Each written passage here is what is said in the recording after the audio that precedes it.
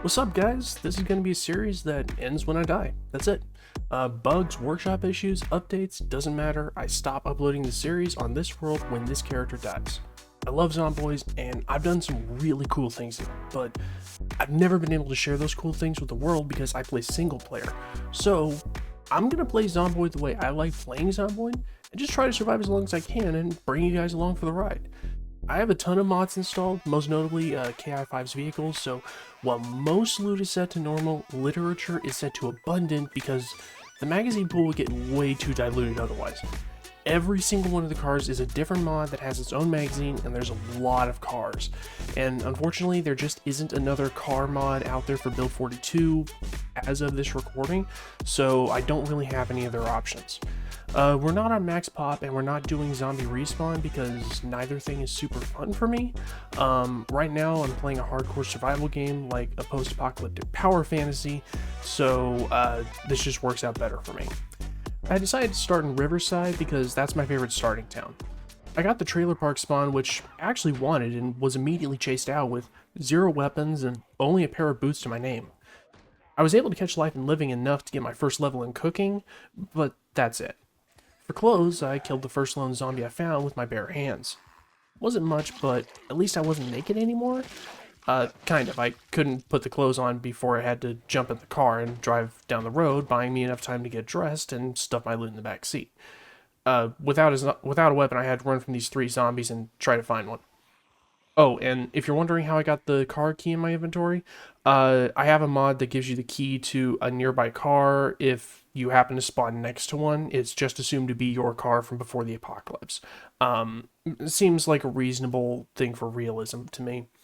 Just trying to find a weapon, I ran over to the used storage parking lot and grabbed a ratchet wrench from the back of a car.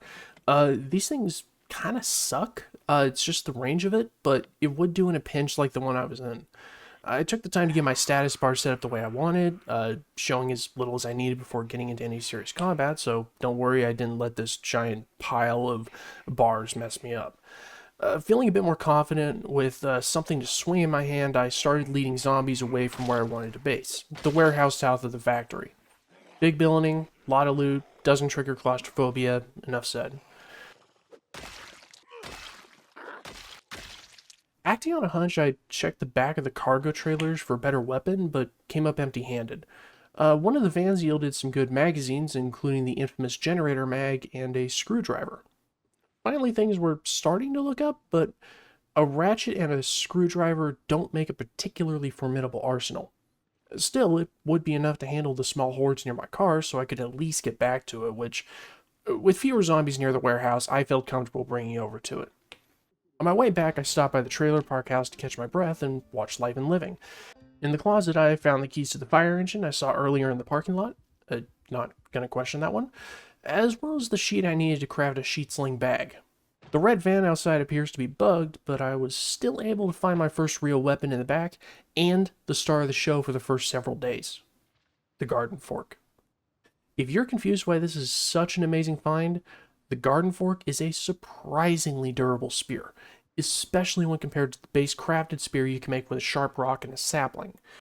That means I have a chance for one-hit kills with it, as you can see here, which greatly makes up for my lack of strength at the moment. Reducing the number of swings I make is also great for my low fitness, since I'll get tired a bit slower. Now more confident in my ability to handle more than a single zombie at a time, I returned to the warehouse and told the zombies to fork over the goods.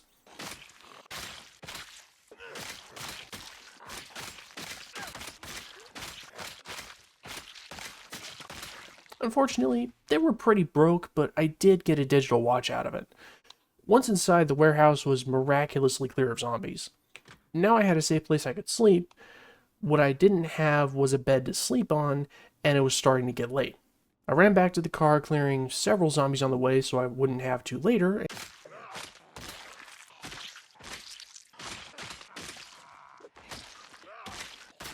and brought it over to the trailer park house. Once I got it there, I stole the bed, TV, and water dispenser, loading everything into the car. Kind of nice to have organized. Feels like it default upgrades your small car to a heavy-duty one. Of course, not being able to turn down a chance to clear out a few zombies, I Ran out back when I heard one banging on the window, only to run into 7, who I politely asked to vacate the premises forthwith. No, the puns don't stop, and no, they don't get better. With my loot secured and furniture in place, I raided the break room across the parking lot for a bit of food and snagged a red baseball cap.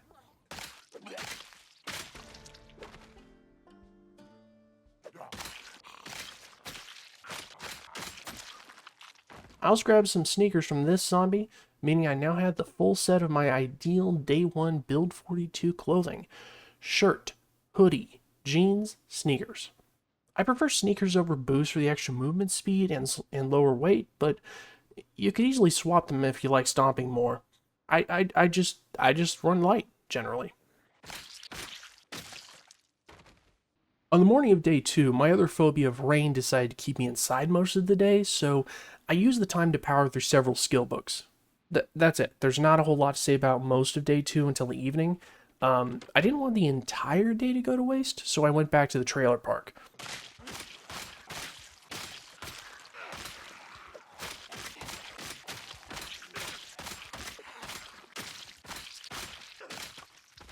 After clearing more of the area around the house, I stole the fridge and drove home. I miss life and living, but honestly, it's not that big of a deal. I dropped the fridge where I thought it made sense and then just unloaded the food I got into it. Canned or not, it went in the fridge just so it was in something resembling a reasonable spot. There's not much organization going on now, but that'll change, don't worry. There's things I need to do in these early days, like securing perishable foods, that I can't do other days. The crap in the boxes can wait. Day 3 was the first combat-focused day. I'm still at 1 strength and 2 fitness, so the garden fork is basically necessary at this point to have a real effect. Yes, by the way, I turned off muscle strain because muscle strain is stupid and not fun for me. That's why I'm able to fight like this without worrying about it, and it just feels so good. I started in the trailer park, looting up most of it for food and weapons. If you're seeing a lot of guns, the extra spawns are from a mod called Guns and Smokes, of which I'm only using the guns part. Short version, it makes Kentucky redneck again, with far more gun spawns available where Kentuckians would definitely have guns squirreled away. Like bookcases.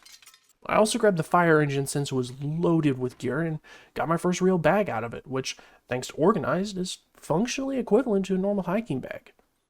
I found a working Toyota Hilux near the shop that I really like the look of, so I'm going to pretend that I intended to use its noise to group up zombies and make it easier to clear the area between the factory and gas station, and didn't intend to just bring it back to fix it up before finding out how loud this thing is.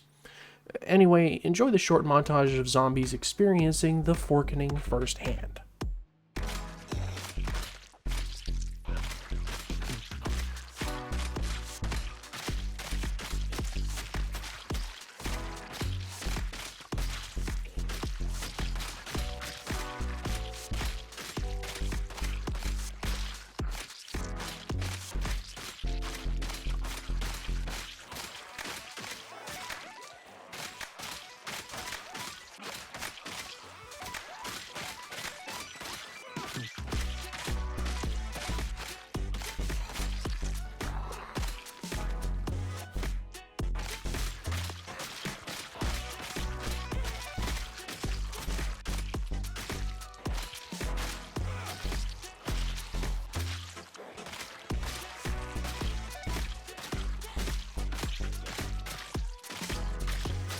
Finished the day by unloading the car, stealing a cache from the factory break room for my growing second-level studio apartment, and watched Life and Living. I also did my best to grab a few cool pieces of clothing throughout the day because if you can't style on the zombies, what's even the point? Only ended up changing the shirt and hoodie, so pretty basic, but I think I look pretty good with the black, red, and white theme. Oh, and I found a new fork and a crowbar in the warehouse to use since the original was starting to get worn out a bit. On day 4, the plan was pretty simple. Jump in the car, drive down to the storage lot, work on my kill count, and see if I couldn't get my hands on a generator. I brought the crowbar just in case I needed to beat down doors, but I happened to get a storage key from a nearby zombie back on day 1, and in the very first room, I found a premium generator. If you're not aware, generators in Build 42 come in 4 tiers now: Old, Value Tech, Normal, and Premium. The class of generator determines how long it'll last without needing to be repaired, so these yellow generators are the ones you want to get your hands on. While I was here, since I found it so quickly, I decided to grab a small table, 2 chairs, and the green wall locker for decoration and storage in the warehouse. I also checked out the green muscle car in the front lot, but it didn't have a key. Maybe later once I can hotwire. After unloading everything, I really had nothing else I needed to do for the rest of the day, so I checked some of the semi-trucks. I nosed a fuel trailer in the yard, and what better way to secure a fuel supply than 2,000 units of fuel I could just take with me when I inevitably travel? As for filling it, however,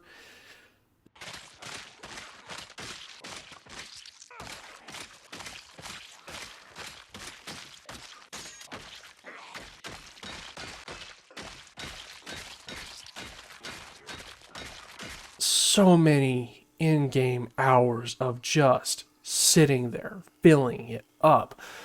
I really hope this is enough to last once the power goes out. Actually, who am I kidding? I'll probably be dead before this trailer empties. On day 5, there were exactly 2 things I wanted.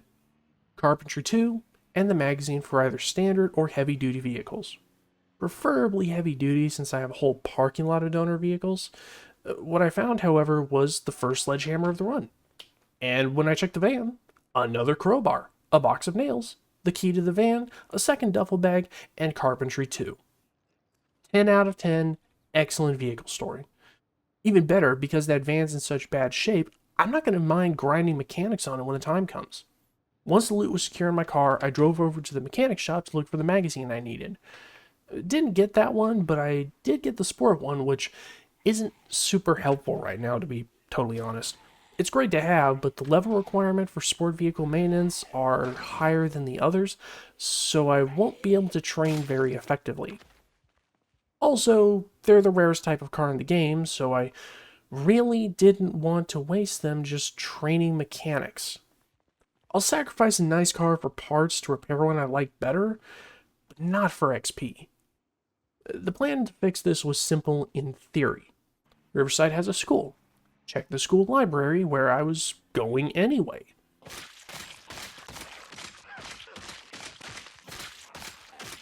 After clearing a few zombies on the backside, I snuck in and was rewarded with several important skill books and magazines, but no automotive magazines.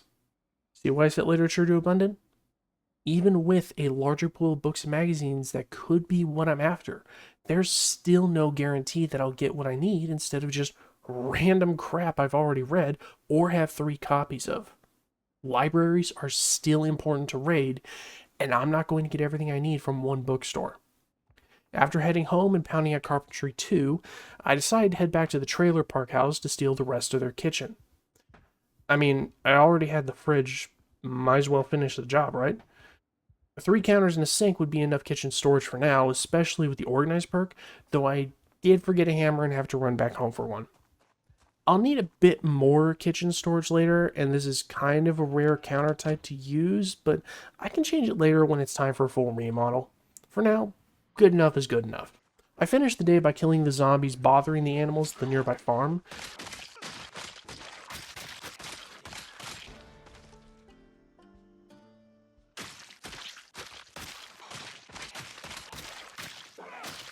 Unfortunately, there's 2 Angus bulls and only 1 cow, and 0 bulls of the other type.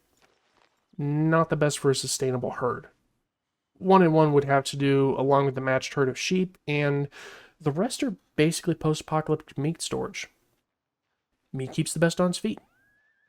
Day 6, it was back to Riverside for food. I was aiming for perishables, and I also picked up a small trailer for the car by the market, but there wasn't a lot to grab.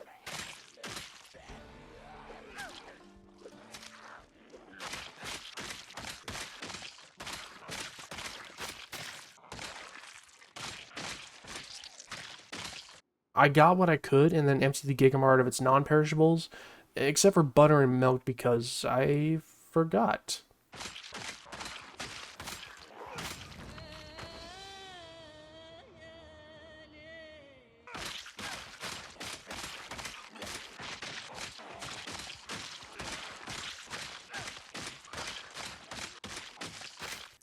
On the plus side, I finally lost Cowardly, so we're getting there. about 10% of the way to desensitized. After that, I wanted to try for the boat club library since in previous runs it's been pretty quiet, but a horde followed me up from the Gigamart and merged with two others to form a big one about 3 times my limit at this point.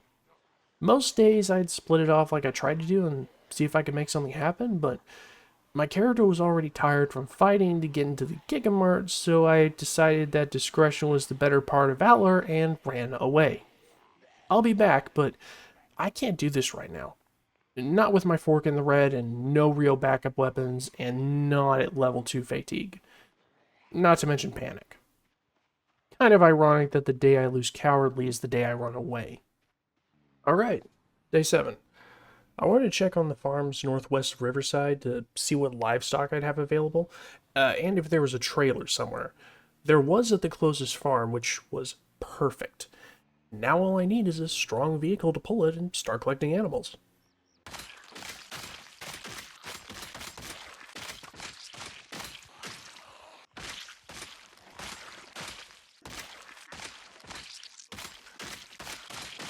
If I raid all these farms for their animals, I'll have sustainable herds of sheep, pigs, and cattle with some bonus rabbits and deer. In some cases with multiple breeds, though I'll have to keep them apart. Beyond the obvious meat-based implications, you can get milk from sheep and cattle, which makes butter, yogurt, and cheese. Large hides from cattle, which make leather clothing and nice rugs. Wool from sheep, which makes yarn and winter clothing. And I think you can get lard from pigs, but I'm not sure. I didn't find any roosters here, but I know where I can get more if I move somewhat fast, so I'm not too worried.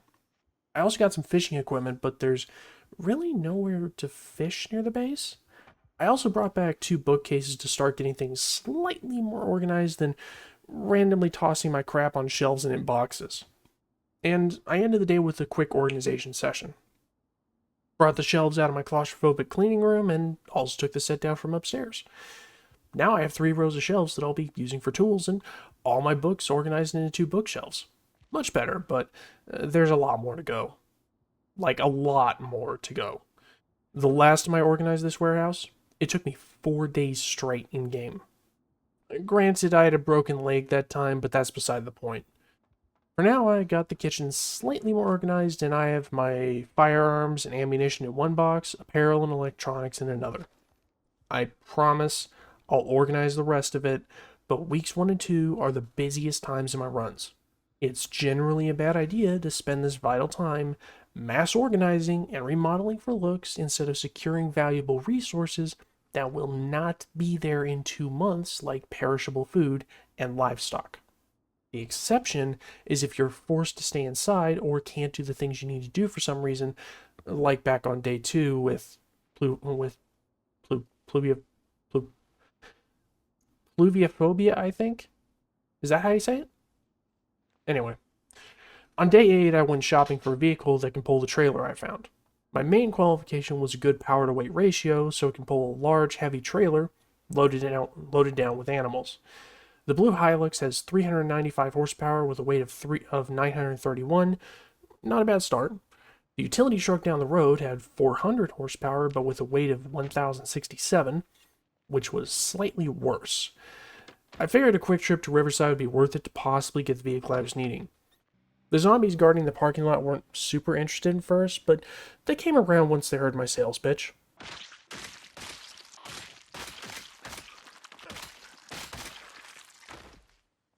The blue 2-door and bull driver didn't have keys, so I didn't bother checking.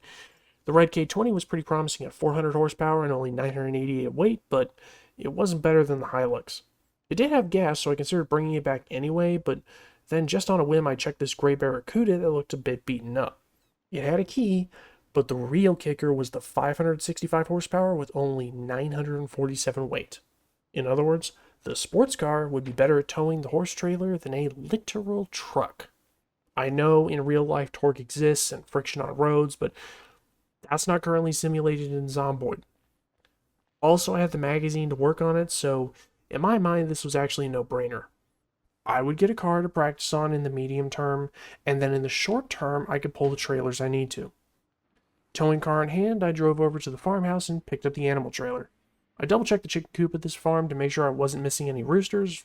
I wasn't, which pretty much sealed that I'd have to drive down to Echo Creek, pinning the speedometer to 120 on the way. Actually, the car was so fast the game couldn't load chunks fast enough, and I had my first major crash trying to avoid crashing into the edge of the loaded map. Don't worry, there's 2 more where that came from.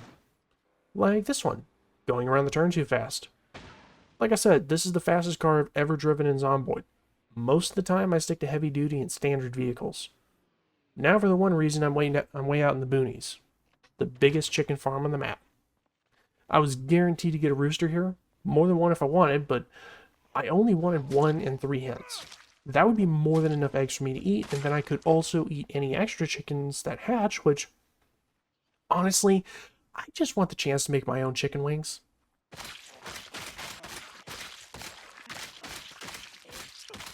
Between the 2 colors of chicken, I prefer red despite how much they break immersion. Rhode Island red chickens lay brown eggs. I know, because I had this exact breed of chicken growing up, but all of the eggs in Zomboid are white. Once I loaded up the trailer, I promptly flipped the trailer for the 3rd time, but now loaded with chickens. Don't worry, they were fine. I checked. I went home after that, happy with my haul, but honestly not quite trusting the Gray Barracuda with my life. For pulling a trailer and picking up animals from low-pop farms, it'll do the job, but I'm going to want to fix up the engine before I take it anywhere dangerous, if I fix it up at all. For the rest of the day, I started building a fence for the animal pens and reading Carpentry 3.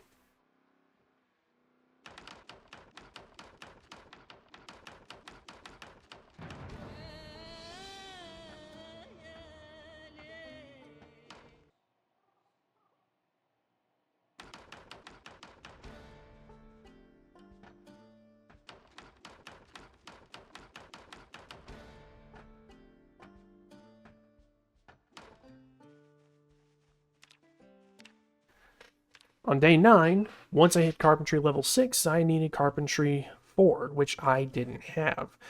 So I drove back to the elementary school to look for it. After sneaking in the same way as last time, I picked it up, but then decided to try my luck with the boat club again. This time, I had a better plan than just driving through one of the most populated parts of Riverside to get there. Instead, I drove through the gated community and around the back.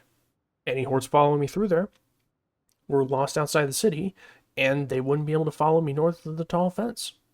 This time the plan went off without a hitch.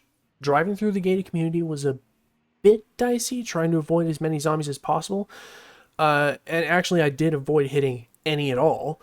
Then back up the backside after almost turning a 2-car pileup into a 3-car pileup.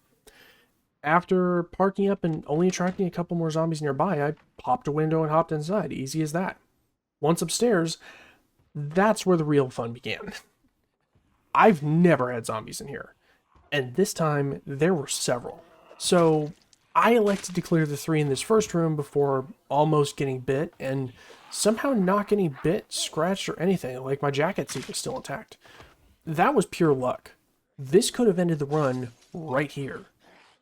Once I was clear, I grabbed Carpentry 5, 3 skill mags, 3 car mags, a metalworking mag, and a medical mag. But still no automotive magazines for non-performance vehicles. Ignoring the last zombie, I dipped, though I'm remembering that fire service truck for later. Little known fact, fire and police vehicles, at least the vanilla versions, have 80 more horsepower than their civilian counterparts. Same thing with some of the corporate vans and trucks, but not all. Notably, the Spiffo vans are one of those better vehicles. The way back was pretty similar, except for a quick detour through the park to avoid a wall of zombies. Let me tell you, for quick missions like this, I love these small coupes. They're agile, quiet, and pretty much perfect for scouting. Like they're actually one of my preferred vehicles. End of the day was all about building the fence. The plan was to make a dent in the clutter problem via carpentry, clearing out the planks and turning them into something functional to hold animals, and I actually did okay. I hit level 7 before I had to go to sleep. That was actually the last important carpentry level I needed and would let me build stairs. Combined with the sledgehammer, the warehouse was now effectively Play-Doh in my hands.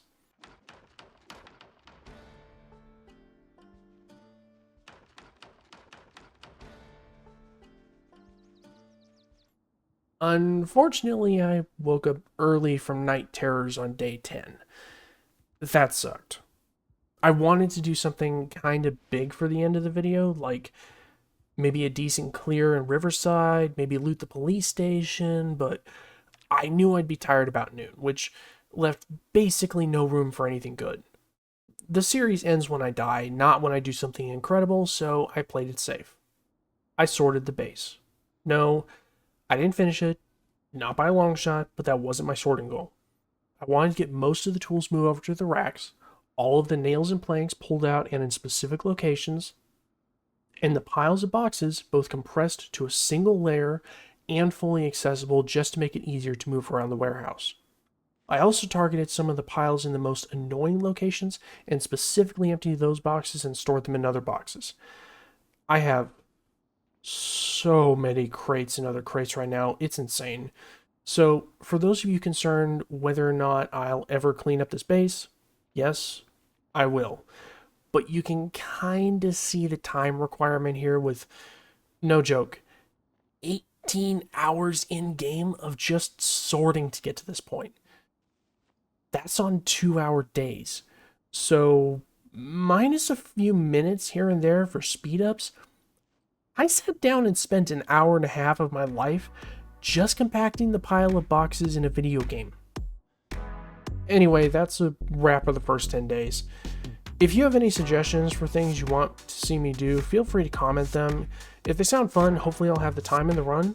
But until then, sleep tight and don't let the zombies bite.